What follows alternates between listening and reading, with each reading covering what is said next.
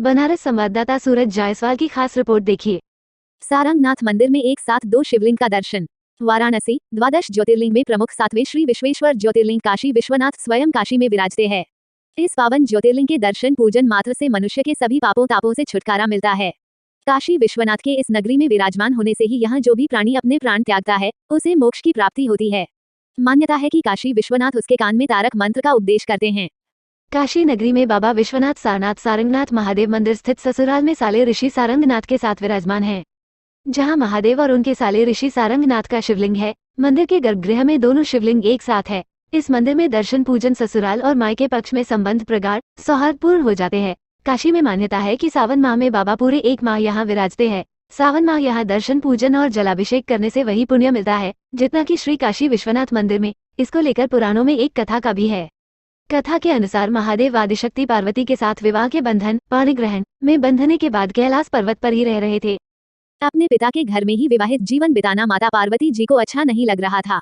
एक दिन उन्होंने महादेव से कहा कि आप मुझे अपने घर ले चलिए, यहाँ रहना मुझे अच्छा नहीं लगता। सभी लड़कियां शादी के बाद अपने पति के घर जाती हैं, मुझे पिता के घर ही रहना पड़ रहा है। महादेव ने उनकी प्रार्थना स्वीकार कर ली। वह माता पार्वती को साथ लेकर अपनी पवित्र नगरी काशी में आ गए। यहाँ आकर वे विश्वेश्वर ज्योतिर्लिंग के रूप में स्थापित हो गए। उधर राजा दक्ष प्रजापति मां पार्वती के पिता के पुत्र और सती के बड़े भाई सारंग ऋषि तपस्या से हिमालय पर्वत से लौटकर घर आए तो पता चला कि बहन सती पार्वती का विवाह महादेव से हो गया है।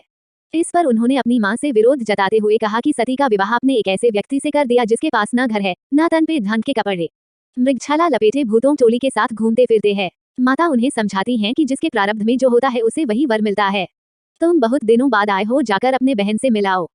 मां के समझाने पर ऋषि सारंगनाथ भारी मात्रा में धन संपदा लेकर बहन पार्वती से मिलने काशी आ रहे थे। काशी से कुछ दूर मृगदाव सारनाथ पहुंचे तो उन्होंने देखा कि पूरी काशी ही सोने की तरह चमक रही है। ये देख उन्हें अपनी गलती का एहसास हुआ और ऋषि वही तपस्या में लीन हो गए। जब इसका बोध काशी विश्वनाथ को हुआ तो वो मृगदाव पहुंचे। महादेव ने तपस्यारत सारंगनाथ से कहा कि व्यथा और दुख को त्याग दे। हर भाई अपनी बहन की सुख समृद्धि चाहता है। भाई होने के नाते आप भी अपना कर्तव्य निर्वहन कर रहे थे। हम आपके तपस्या से खुश हैं, वर मांगे। इस पर ऋषि सारंग बोले, प्रभु हम चाहते हैं कि आप हमारे साथ सदैव रहें। इस पर भगवान शिव ने उनसे काशी स्थित अपने धाम पर चलने का अनुरोध किया, लेकिन ऋषि सारंग ने साथ जाने से यह कहते हुए मना किया कि यह जगह बहुत रमणीय है। इसके बाद महादेव ने कहा कि भविष्य में तुम सारंगनाथ महादेव के नाम से पूजे जाओगे।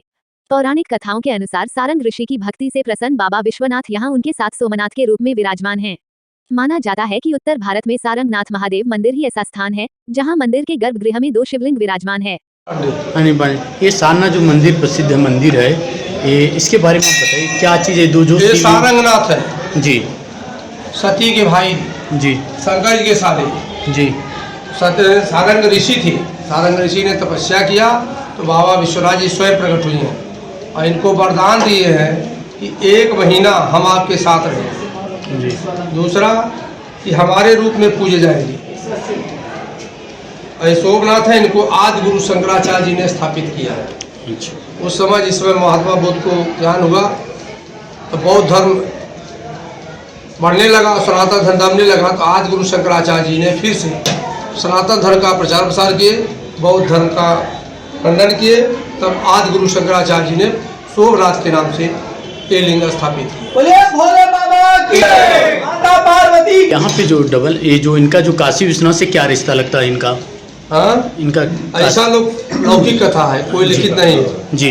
लोग ऐसा बताते हैं कि सारंग ऋषि थे, राजा दक्ष के पुत्र जी, सती के भाई, तो शंकर जी के साले हुए। उन्होंने तपस्या किया है तो बाबा विश्वनाथ जी स्वयं प्रकट हुए।